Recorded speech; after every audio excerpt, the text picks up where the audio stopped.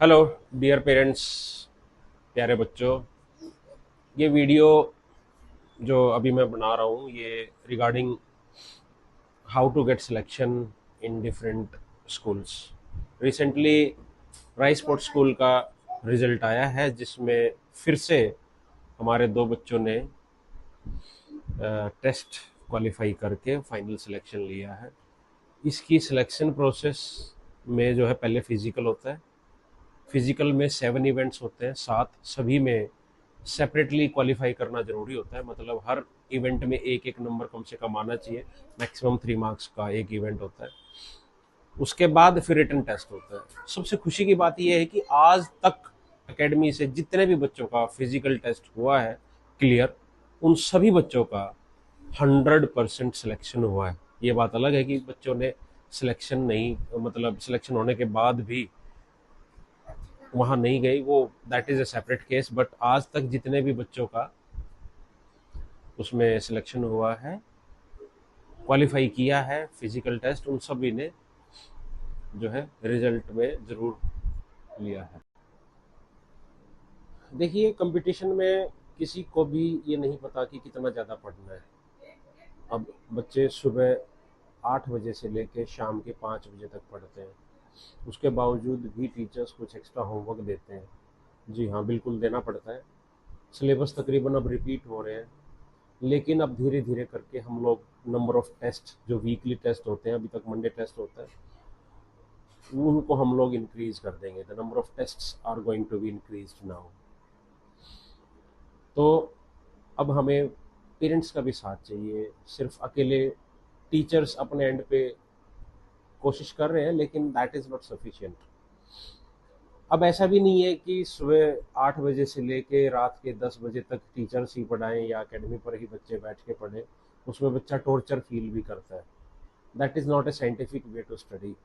बच्चा घर जाता है, थोड़ा रिलैक्स फील करता है, उसके बाद जो होमवर्क मिलता है 1 आवर 1.5 आवर, अगर बच्चा और in the guidance of their parents अगर ऐसा होता है तो उसमें बच्चे का रिजल्ट थोड़ा सा और बेटर हो सकता है। सिलेक्शन पाने के लिए काफ़ी मेहनत करने की ज़रूरत होती है।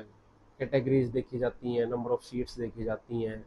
लेकिन जो मेरा पर्सनल तौर पर मानना है कि ये कोचिंग अपने आप में बहुत बड़ी अच्छी कोचिंग है। इसका जो सिलेबस है बहुत ही अच्छा है। जब बच्चे बड़े हो जाते हैं तो उस टाइम पे यही 4 सब्जेक्ट्स, यही mathematics, English, reasoning and GK, यही बड़े से बड़े टेस्ट का यही एक बेस है। इस टाइम पर अगर ये बेस अच्छा मजबूत हो जाता है, बच्चा चाहे किसी स्कूल में आगे जाके वो हॉस्टल में पढ़ रहा है, नहीं पढ़ रहा है, नवोदय स्कूल में, मिलिट्री स्कूल में, सैनिक स्कूल में, गुरुकुल कुरुक्षेत्र में, जहाँ मर्जी वो जाए, नहीं भी जाए तो भी अदर स्कूल्स में जो बच्चे जाते हैं वहाँ से हम लोगों को रिपोर्ट मिलती है कि बच्चे वहाँ भी बहुत अच्छा कर रहे हैं। तो आप इसमें बिल्कुल घबराइए नहीं। जितना ज़्यादा हो सकता है आप लोग इसके हमारे साथ मिल के मेहनत कीजिए, क्योंकि टाइम बहुत लिमिटेड होता है। अब दिन थोड़े छोटे हो गए हैं, उनकी वजह से थोड़ा सा मतलब लगता है कि बच्चे लेट आएंगे। टाइमिंग तो उतनी रखनी पड़ती है, पढ़ाई थोड़ी सी ज़्यादा करनी पड़ेगी। अब रेगुलरली टेस्ट चलेंगे, उसी के बेसिस पर जो है बच्चों की परफॉर्मेंस को मेज़र किया जाएगा। हमारे पास जब बच्चे आते हैं तो हमें सबसे ज़्यादा समस्या जिस चीज़ की आती है वो होती है कि बच्चे को रीडिंग नहीं आती प्रॉपर।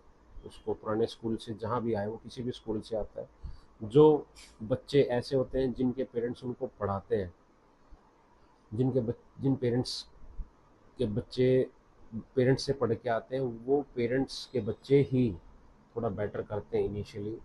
उनकी रीडिंग अच्छी होती है तो वो हमारे पास अच्छे से कर लेते हैं। हमारे पास बहुत बड़ी समस्या यही होती है कि टीचर्स बार बार उनको पढ़ाते हैं पढ़ाते हैं पढ़ाते हैं, लेकिन जब कभी भी नया क्वेश्चन आता है तो बच्चे को वो समझ नहीं आता, बच्चा पढ़ ही नहीं पा रहा है।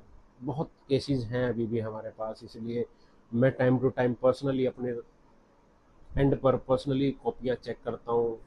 ये चेक करता हूँ कि बच्चा कहाँ लैगिंग कर रहा है। टीचर्स पढ़ा रहे हैं, फिर पढ़ा रहे हैं, अभी 2 बार सिलेबस हो चुका है, तीसरी बार सिलेबस का टर्न आ गया है, बच्चा परफॉर्म नहीं कर रहा है। क्वेश्चंस रिपीट नहीं होंगे, लेट मी टेल यू। हम ईजिली मार्क्स नहीं दे सकते हम लोग, ऐसा नहीं है जैसे नॉर्मली स्कूल्स में होता है, जहाँ chapter number 4, chapter number 5, part 5 याद कर लो, क्वेश्चन आंसर याद कर लो, बैक एक्सरसाइज याद कर लो। ऐसा ही कंपटीशन में नहीं चलता। आप लोग अपने टाइम को रिमाइंड कीजिए कि आपने क्लास 5th में चैप्टर नंबर 4 की बैक एक्सरसाइज कौन सी लर्न की थी।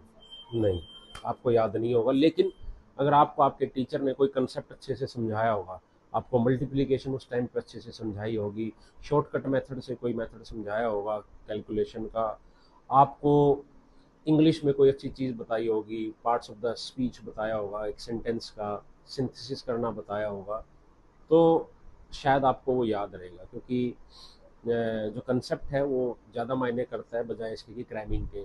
हम बार बार बोलते हैं कि हमारे इंडियन एजुकेशन सिस्टम जो पूरा का पूरा क्रैमिंग बेस्ड है। ठीक है भाई, क्रैमिंग बेस्ड है, लेकिन हम उसको चेंज भी कहाँ करना चाहते हैं, हम चेंज करना ही नहीं चाहते हैं उसको। इसलिए वो हमें चेंज करना चाहिए, अभी मौका आया हुआ है हमारे